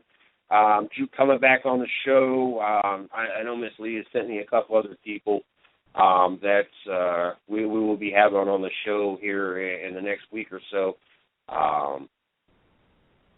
There's Ja Jr., and I'm not even going to try to pronounce his name as I didn't do on the show last time we had on the show. And we also got T. Clegg joining us tomorrow night at 10 o'clock, TR for Mason Mitchell Motorsports, as well as ARCA commentators. So looking forward to tomorrow night having T. Clegg on the show and having him back on the show. So looking forward to that. But if you're interested in coming on the show, all you got to do is hit me up, MrCJSports@gmail.com. Usually I send everybody over to Miss Lee, but I know that she is having internet issues and still trying to work all that out. So if you're interested in coming on the show, all you got to do is hit me up, MrCJSports@gmail.com. Also, if you're interested in either hosting or co-hosting the show, as like we got Izzo joining us here in about 2 minutes to talk NHL. Maybe you're an MLB expert or, an expert of some kind of sport and love to come on 30 minutes a week and we get to talk about it. Or maybe you want to host your own show. Or maybe you have a show and you would like us to syndicate it, rebroadcast on our network, such as we do the Happy Hour Garage, and we got a couple other shows that we're in the talks with that we're hoping to bring on the network. Hit me up, MrCJSports@gmail.com. Also, if you're interested in writing for us on our blog site, hit me up as well. And that's one of our other focuses this year is expanding our blog site. All you got to do, like I said, hit me up, MrCJSports@gmail.com. Well, as promised, we got our NHL expert joining us tonight. We got Izzo in the house. Like I said earlier in the show, I had some health issues last week. Glad to see that he is healthy, that he is back on his feet, that he is getting his strength back. Like I said, between a couple heart attacks and what Izzo had going on, it's been a hectic 7 to 10 days here at the 110 Nation. A lot of great people with some misfortunes in health, but everybody is recovering. Everybody is doing good. Glad to know that and praying for everybody. We're a big family here, and so I'm just looking forward to having him back on the show. We got him in the studio, getting ready to pop him in here real quick. Like, Izzo, how are you doing tonight? And it didn't pop over yet. Hold on one second, Izzo. It is refreshing, and it's not got you in the studio yet. Usually, there we go. How are you doing tonight, Izzo? I'm doing good, Jay. I'm doing real good. Starting to feel real good. Getting better again. So it's been a crazy week for me, but I'm back in the saddle again and ready to rock and roll. Glad to hear that. Glad to hear that you're getting your strength back and getting back to a normal life and everything. So glad to hear that. Before we jump into this, as always, how can the Puckheads out there keep up with you? Hey, follow me at 110 Puckhead. Let's talk some hockey. I know I haven't been on this last week due to some health reasons, but I will be back on this week. We've had a lot of exciting moves and the trade deadline coming up with the All-Star game coming up. So follow me at 110 Puckhead. Find me on Facebook. Let's talk some hockey, Puckheads. There's nothing better to talk about in this world than some good old puck there. I'm not going to lie before we jump into this. It was really random that I got a follow from a hockey player. Well, I'm not gonna say it's really random. I have some athletes that have followed it was my personal fan page. I thought it was the 110 fan page, but it was my personal Twitter account. And I have Jose Batista, the Toronto Blue Jays. He's following me. And, I got different, athletes that do follow me. And so it's not totally out of the ordinary. But it's really random, especially since time we really talk hockey is on Tuesday nights here. And so it kind of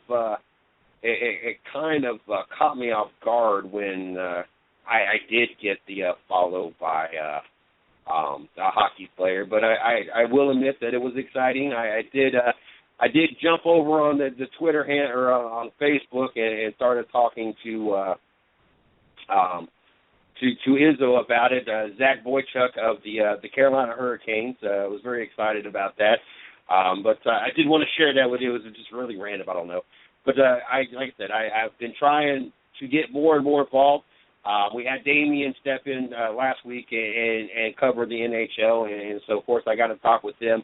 But like I said, I'm making every effort I can to get more and more involved with this sport. I'm definitely looking forward to the All-Star. I'm dying to watch this whole All-Star format this year, and looking forward to seeing how that will even build even more excitement into this sport that I'm slowly but surely learning more and more about.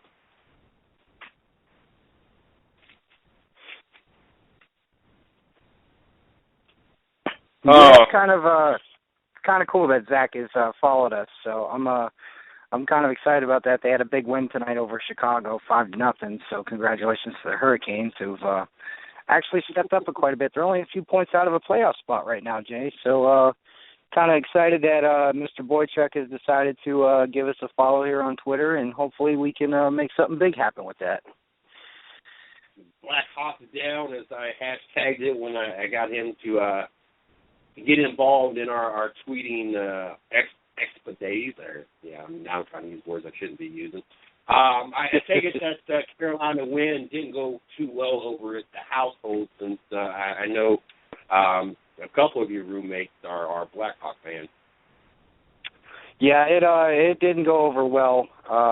3 goals against Crawford and then 2 goals in that short span against Darling. It was not a good night in the household. So on a lighter note, my Pittsburgh Penguins won tonight 2-0 against the Devils, so I can at least be happy about that and let Toby kind of sting in his own wounds right now after a rough night. But Blackhawks played quite a bit of games in this past week. I just felt like they were really tired. This was their last game before the All-Star break, so now they're going to get a good, solid few days rest and be able to get back on track. So we'll be looking forward to the Blackhawks returning to their old form after the All-Star break, Jay. Now, I know that's one of the things that you wanted to talk about was the hot teams in the league, and we kind of touched on this last week while I had Damien on the show, but this Washington team, good God almighty, here we are, 46 games into the season and just 8 lost. That to me is remarkable. I mean, right now that's even a greater task than what we've seen. Well, close to about the same task as the Golden State Warriors with their only 4 losses, and San Antonio now with their 7 losses. But with hockey, to me, it's a little bit different because of the physicality of this sport. To me, the injury equation to this all, to me, that's what makes it more impressive. The NBA, we're not body checking each other. We're not taking pucks to the head. We're not, everything that is involved with hockey. The basketball, you pretty much touch each other to get in the foul. Unless you're intentionally flopping or getting in someone's way, there's not as much physicality. So this run by Washington is really impressing me just because of the physicality of this sport and what they've accomplished. Has there been another team that has started off as hot as they have to this deep into the season? Not really. There hasn't been a team that has a run like this about halfway, more than halfway through the season like this in a very long time. Watching the way Washington plays, I mean, obviously you have Ovechkin, you have You got TJ Oshie, Kuznetsov, their young guy right now, who's tied in the points race at sixth with 48 points. He's fourth in the league in assists right now with 33 assists. So those three have really been giving Washington the scoring opportunities and chances and points that they need to win. Brayton Holtby's leading the league in wins right now with 30. His save percentage is at 93%. They're playing good 5-on-5 hockey. They're playing good special teams hockey. And Brayton Holtby on their penalty kill has been tremendous this year. He's just playing lights out. He's definitely my lead for the Vezina Trophy right now so far through the season. With guys like Corey Crawford and Roberto Luongo right now. So, Holtby is probably the solid foundation right now for Washington. We don't really see runs like this. Like you said, it's a pretty physical sport. Washington's been lucky being injury-free and everything so far this season. They're playing solid hockey. Everything is kind of working really well for them right now. And, if they keep playing like this, it's going to be tough for anybody in the Metrovision to top them, even in the Eastern Conference altogether. Montreal got off to that great start. Now that they haven't had Carey Price since November 25th, it's been, all Washington, the all Washington show so far. So they're playing good hockey. Ovechkin's up there in the league leader for goals. You got TJ Oshie who can score, create plays. This young kid Kuznetsov is playing pretty good. You got guys like Brooks Orpik and Matt Niskanen on the back end. Some veteran D leadership right back there. So they're playing solid hockey, and they seem pretty invincible. There's not many dents in that armor right now, and that's going to be a scary thing coming around the trade deadline, even pushing into the playoffs. I really don't see them making too many moves to try and improve their team. Their team is solid as it is right now, just by watching the games and everything. So 73 points so far this season, man, that's pretty impressive. That's a lot of through this part of the season. You usually don't see our teams with 70-some points until maybe late February, mid-February, so they're winning a lot of games, they're scoring a lot of goals, and Washington's just a dangerous team right now, Jay. Now, I do have a question, and, in NBA, we know what the mark is, 72-10, Chicago Bulls, that is the all-time, that's what everybody shoots for, that's what, we're tracking Golden State, see if they can accomplish and go 73 or more wins. The NFL, we got the Cleveland Browns of 46 that went 14-0. You got the Miami Dolphins of 72 that went 16-0. We know what the goal is. We know the perfect season now it has to be 19-0. But we got that mark. We know what has been accomplished, what needs to be beat to be the all-time greatest. What is the total point all-time high, and what is Washington shooting for to go down as having the best season ever? What is that mark? If I am not mistaken, I think it's in the 115 to 120 area. I know there have been a couple of teams that have done that. Vancouver has come close to that mark before. Detroit back in the mid-90s was doing things like that and everything. Even Colorado, when Colorado was first, out the gate the first few years, were putting up tremendous points. The Pittsburgh Penguins in the early 90s, would put up, a significant amount of points. Even the 80s teams of the Islanders, where they won 4 cups in a row. Even with the Oilers, these teams, would put up 120 to 115 to 120 points, in a season for regular season wins. So it's kind of far and few between. We haven't seen a lot of teams hit that 120 mark in a while, but it has been done. Like I said, I'm not entirely too sure which is the last team. If I'm not mistaken, I do believe Vancouver was one of the closer ones as of recent years. So even the Rangers a couple of years ago, when they made their cup run, were up in the one high 118, 119, almost 120 points in a regular season. So, I mean, if they keep playing like this, they'll clinch another spot in about a month. So, there's I think the closest team behind them is only like 8 or 10 points, 12 points away. So, to string a couple games together to try and catch up with Washington, which I don't really see happening right now. Well, in their division, there's someone's 14, but Chicago's got 70 points, so they're not too far behind. They're only 3 points behind. But more specifically, when we're talking about this record, shooting for that, that mark, when most of those other teams did it, they didn't get points for the overtime loss like they're awarded now, correct? No, they did get points like they did, but instead of having the shootout back in the old days, it was just 1 point apiece.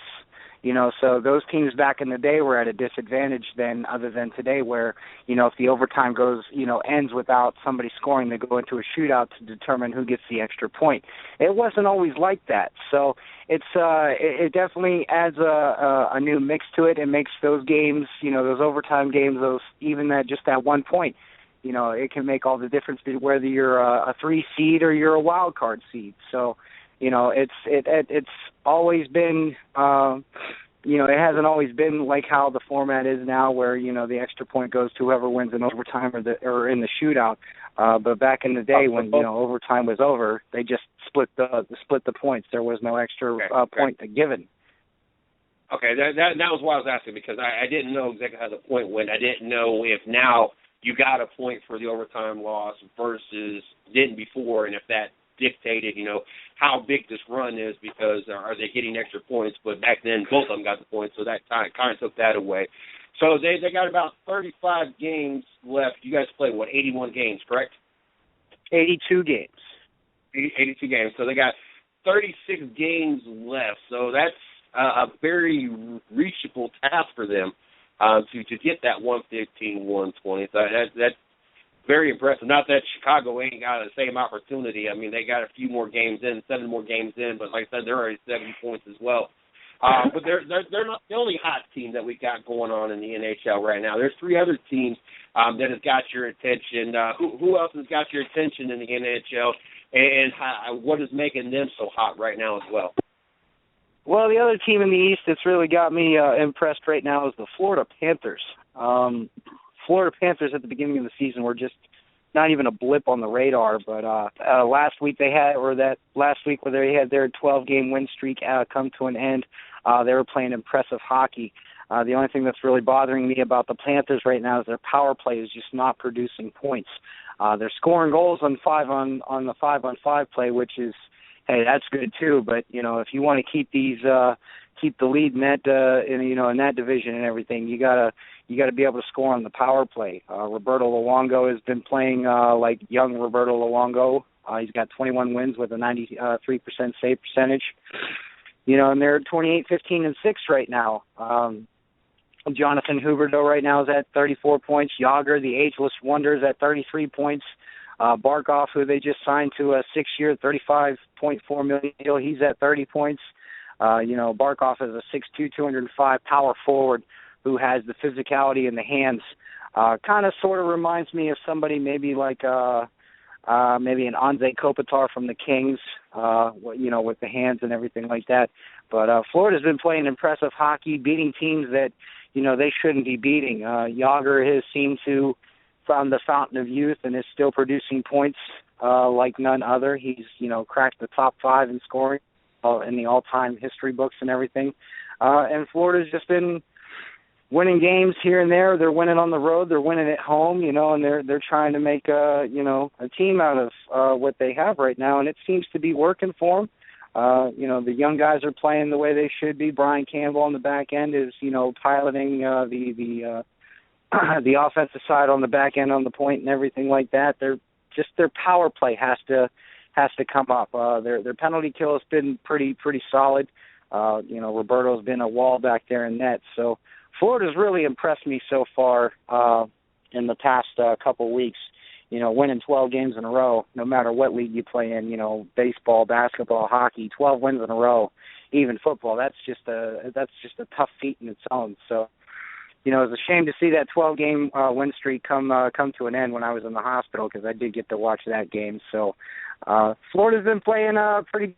Their 5-on-5 play has been, excellent. Everybody's been producing points, and it's a team sport, and everybody's got to produce if you want to win. And right now, everybody in Florida is producing, Jay. They definitely have been impressive, and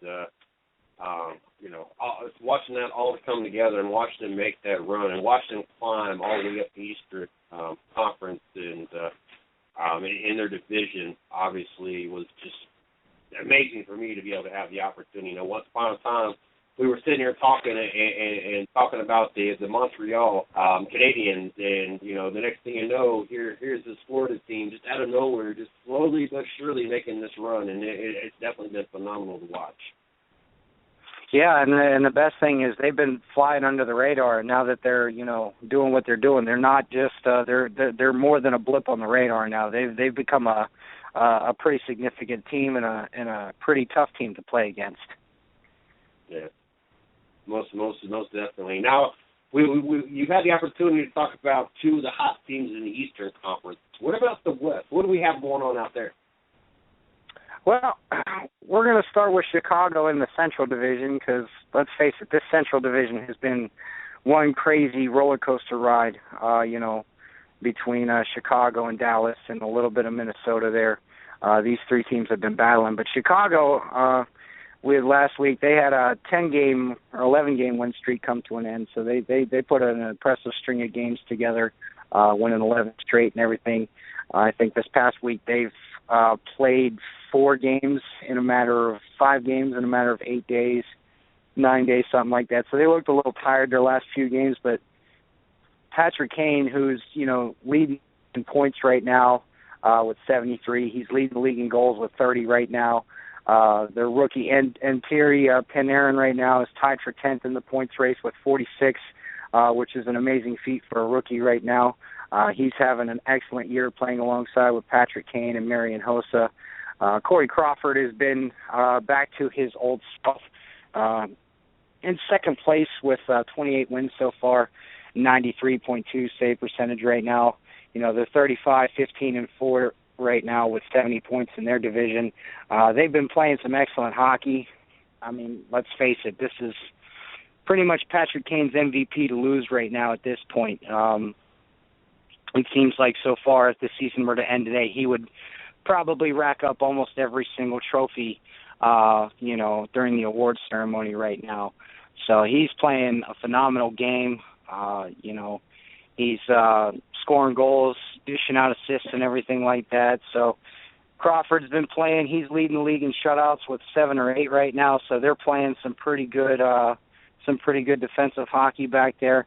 Last couple games have been a little shaky. Like I said, I think these guys are just a little tired right now. So tonight was their last game before the All-Star break. So they're going to get some much needed rest and everything. And I look for them to get back on track here pretty soon. Patrick Kane, he's just been tearing it up this year. Chicago's 5-on-5 play has been somewhat above average and everything. Their defense is kind of spotty from night to night here and there. They've been giving up a lot of shots lately and everything like that. So Chicago's just been, tearing it up.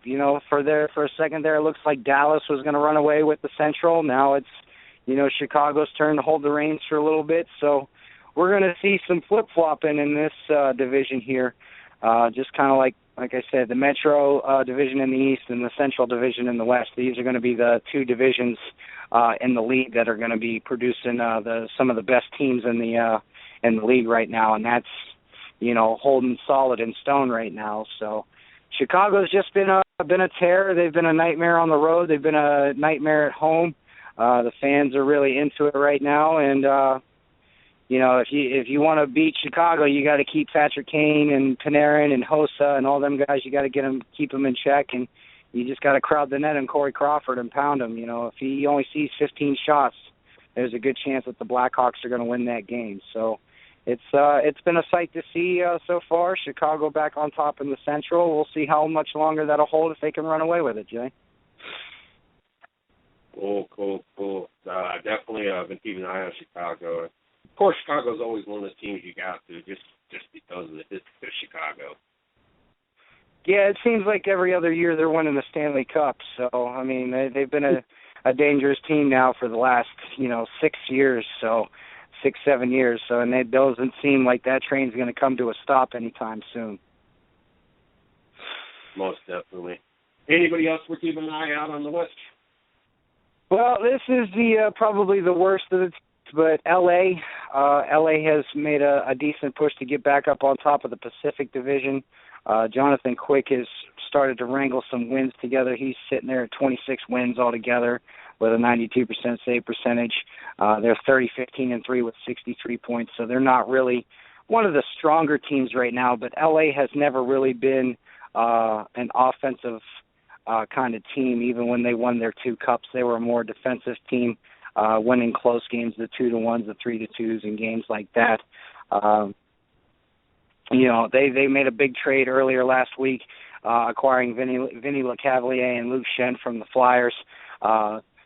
LeCavalier, I think he's got 4 goals in his last 6 games, playing with LA right now on their third line, trying to, get another cup run, because I guess he will retire at the end of this season. But him coming over from Philly, he just wanted to play. He wants to make another cup run, and LA gave him the opportunity to do it. So he's made quite an impact for LA so far. Anze Kopitar's having a monster year right now, scoring goals and everything like that. Dustin Brown's been playing a solid game.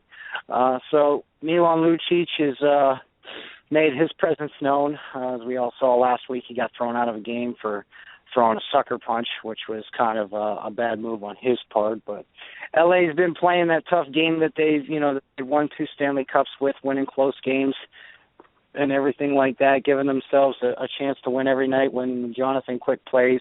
Martin Jones, who's no longer their backup, they don't really have a solid backup goaltender right now. I do believe that that's the only thing that hurts him, because Jonathan Quick just can't play all those games all together, even though he's having a better year than what he did last year statistically. So LA has climbed up on top of the Pacific Division, but I mean, this division's really let me down with the Sharks.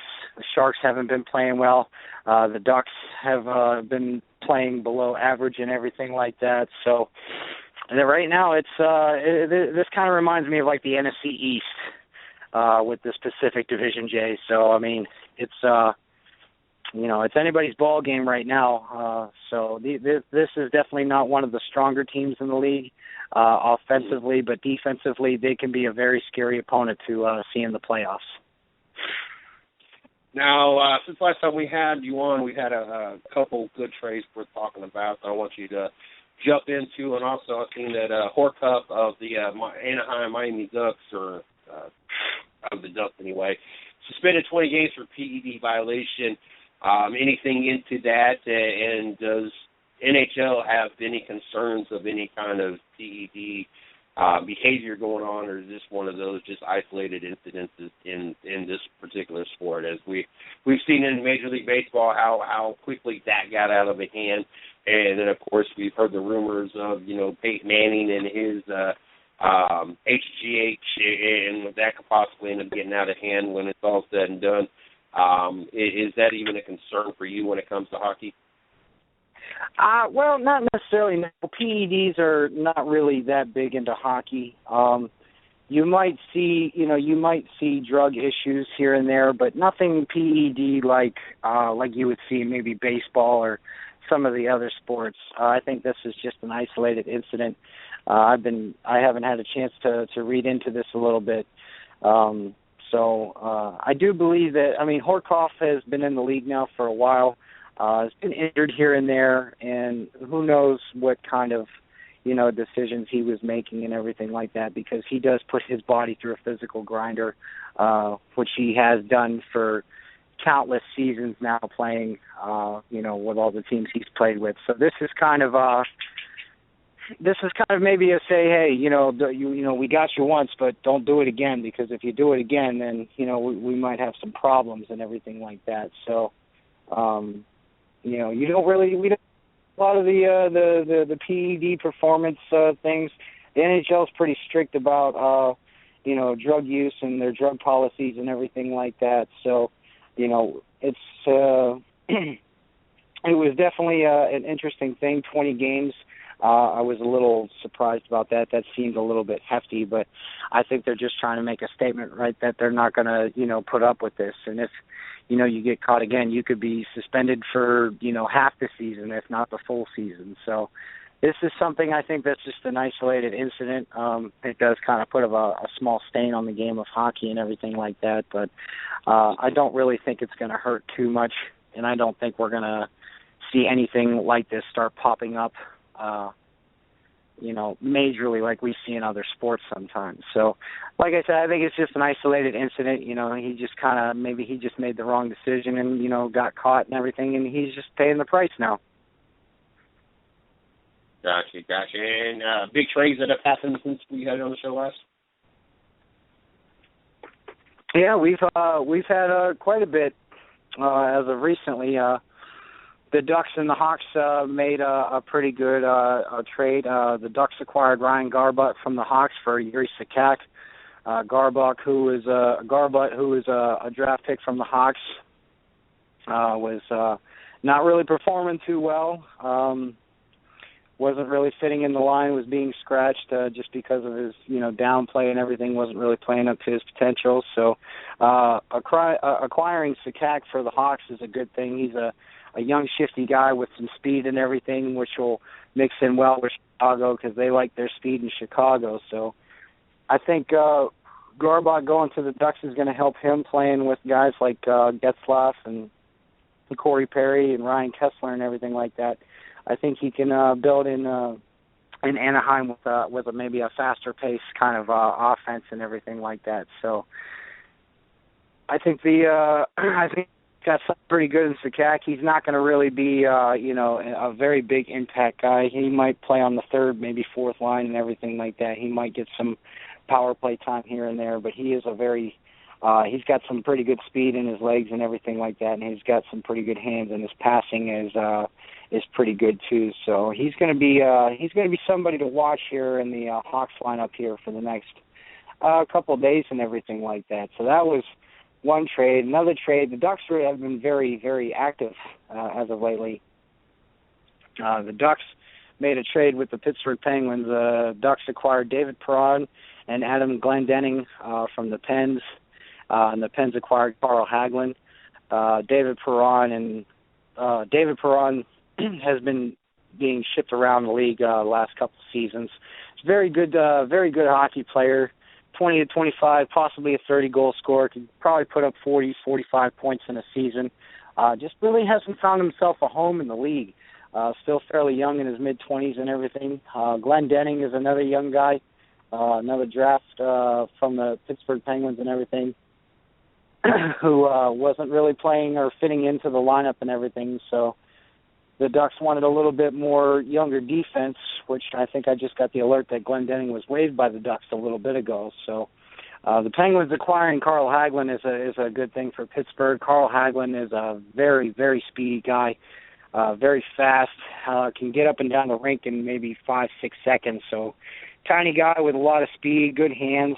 Been playing alongside with on the third and second line here. I've seen him play with Malkin a little bit. He seems to have found a little bit of chemistry with Malkin, producing a point his first night as a Penguin. So looking forward to seeing what Carl Hagelin does with the Pens and everything. I think the Pens needed some speed with the decline of Chris Kunitz, who has lost a step or two. Craig Adams, who just retired, is another guy the Pens just lost. So that was a little bit of a speedy guy that they lost too. So Carl Hagelin's a young guy, young kid, still has a lot of potential to get up to and everything to be a good hockey player, and I think he can really thrive in Pittsburgh alongside with Malkin and Kessel, even playing on the power play here a little bit. So Ducks have been quite active so far in their before the trade deadline. Another trade. This is one that I really like this trade. A couple weeks ago, the Abs acquired Ben Scrivens from the Oilers for Zach Kassian. The Abs, who had acquired Zach Kassian in the off season from the Canucks and everything, was shipped over to Edmonton. The Abs needed a backup goaltender. Condon and their other backup with Carey Price being out and no timetable for his return, had to get something a little bit more solid to stay in the top parts of the Atlantic Division and even in the Eastern Conference with the way Washington's playing right now. So Scrivens has been playing pretty decent. Condon has still been getting some time in net for Montreal. Montreal hasn't really been playing all too that well. Actually, I do believe they lost to your Columbus Blue Jackets tonight 5-2. So, goaltending for Montreal has been suspect so far this year, and it's the Canadians had to do something. So Ben Scrivens was their best answer, and they went out and got him. So the Oilers getting Zach Cassian is just going to be, another physical grinding kind of guy for him. 30 to 45 point score or points during a season. That's what he could probably get. Oilers right now haven't been really making a lot of noise and everything. Connor McDavid's set to due to come back here pretty soon and everything like that. So that was a pretty good trade for Montreal. Ben Scrivens is not really a starting type of goaltender, even though he is still young. Could possibly help the Canadians to try and stay atop of that Atlantic Division right now. So hopefully that works out for them until Carey Price comes down. So the other trade that we just spoke about a little bit ago for the Kings and the Flyers, the Kings traded for Vinny Lecavalier and Luke Shen. Philly got a young draft pick from the Kings named Jordan Wheel and a 2016 third-round pick. Philly will be retaining 50% of both Vinny Lecavalier and Luke Shen's contract, which is quite a bit of money. I know Vinny has a $4.5 million cap hit. Luke Shen, I don't think he's that much, but that's just Philly kind of opening up cap space, maybe to make trade, to make something happen during the trade deadline and everything like that, to try and make a playoff push and everything. The Kings, it just kind of helps them with their leadership. As we all know, Vinny Lecavalier won the Stanley Cup in Tampa in 2004 before the strike. Luke Shen, who's a young kid who's coming up right now, very solid defenseman and everything like that. Pretty good two-way defenseman, knows how to play the body, can put shots on the net. So this is a good trade for the Kings, who are just bolstering up for trying to get another cup run. So Darryl Sutter really likes both of these guys, Vinny for his leadership, and Shen for his defensive play and his awareness on the ice. So it's been an interesting couple of weeks of trades, and the biggest one of all was the trade with the 3-team trade with Montreal, Arizona, and Nashville, dealing with John Scott. John Scott, as we all know, is a 33-year-old NHLer who is not really he really wasn't he's more of a physical guy. He wasn't really the finesse guy, maybe the all-star type, but the fans really wanted to see him in the all-star game. As we all know, he was traded to Montreal in that 3-team trade and then sent down to the AHL for the Canadians. The NHL kind of had a meeting about it and decided that John Scott can participate in the all-star game, and he is going to be the Pacific team captain, as he was voted captain by the fans and everything around the league and everything, and especially in Arizona. So that was an interesting trade in itself. I'm still kind of baffled why this trade kind of went through. John Scott seems to be a pretty likable fan favorite there in Arizona, so I don't know what Arizona was thinking when they traded him. They didn't really get anything in return for it. It was, a couple, minor league guys and some older vets, third-line guys that were traded around in this trade. So, I mean, it made a big splash just because, John Scott was moving from the Western Conference to the Eastern Conference and everything like that. So I'm kind of glad to see that the NHL decided to uphold his participation and captaincy for the Pacific team in the All-Star game this weekend. So those are the big trades in the league so far this week. So trade deadline's coming up in February. So we'll be seeing a few more trades here and there, and possibly some big names. I've been following rumors about Steven Stamkos and Jonathan Drouin maybe going to Detroit. There have been a couple others that I've been paying attention to, so I'm going to be doing some homework and some investigative work to see what kind of moves are going to be made here in the next couple of weeks for teams to either bolster the roster for a cup run or just bolster the roster for, the next season, Jay? Sounds like a very active last couple weeks here in the NHL. I'm definitely looking forward to seeing the All-Star game, like I said, and hopefully having a surprise for. There you go. Definitely. Sorry about looking that. Hoping to have a surprise for the listeners next Tuesday, as you know what I'm working on, and hopefully we'll be able to drop a big surprise next Tuesday night and have a special guest. That is what is in the works for us for next Tuesday, but looking forward to it. Izzo, continue recovering. Definitely want to make sure that you stay healthy and get back to 100%. You take care of yourself, and we will definitely keep in touch, not only with the project that I have going on, but also the All-Star game. I'm definitely going to be bugging the crap out of you as we have that on, and if it be by Twitter, Facebook, or just text message, definitely going to get your input on the All-Star weekend. Yeah, it's going to be a good weekend. We got the skills competition coming up Saturday, which is one of my favorite parts of the All-Star game. And I'm definitely going to try and keep my health up so I don't die, so I can catch this All-Star game this weekend because, like you said, I'm chomping at the bits to watch this format too. So it's going to be fun, going to be cool, and we will talk to you next week, Jay. Yes, sir. You have a great night. Thank you. You too. That was Izzo, our NHL expert, as always on Tuesday nights, laying it down and giving us the 411 what's going on in the NHL. Very excited about having him on. For having up a couple days, I am very excited for the fact that we come back to the show. We got Dylan Martin and Izzo joining us, so very excited about that.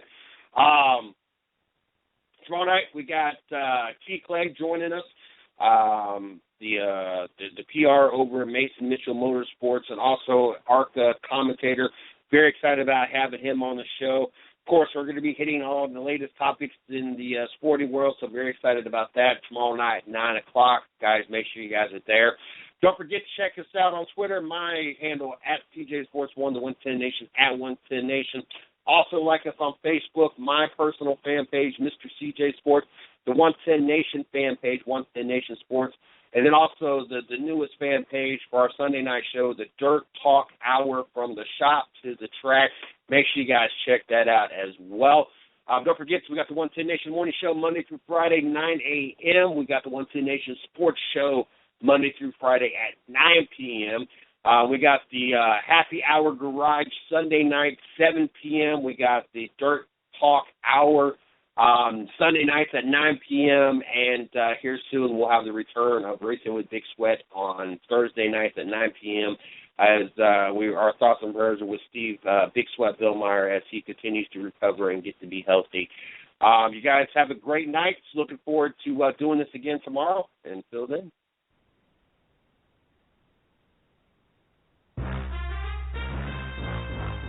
Thanks for listening to the 110 Nation Sports Show with Mr. CJ Sports.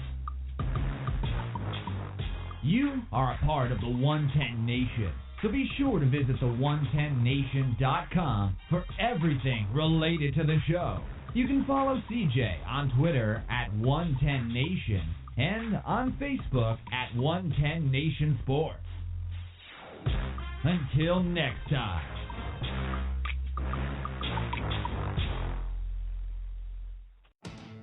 Watch out, road. You're about to get stomped on. With the next generation of ultra-high performance tire. For the modern muscle car, it's a new level of traction, stability, and wet braking capabilities. Step up to the all-new Nitto 555 G2. Check it out at nittotire.com. It's what's next.